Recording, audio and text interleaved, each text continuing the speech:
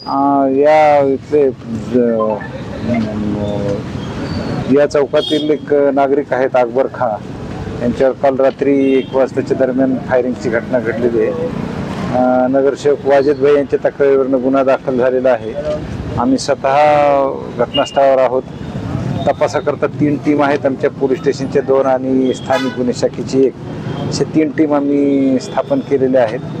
सगळ्याच अँगलने आम्ही याचा तपास करत आहोत आणि लवकरात लवकर गुन्हा उघडकीला आणण्याकरता प्रयत्न करत आहोत.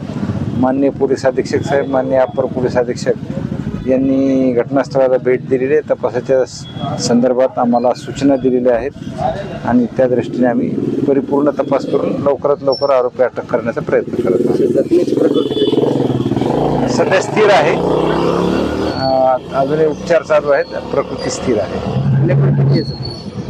हल्ला करणार किती आरोपी? हल्ला करणारे प्राथमिक 2 आहेत अशी माहिती आहे.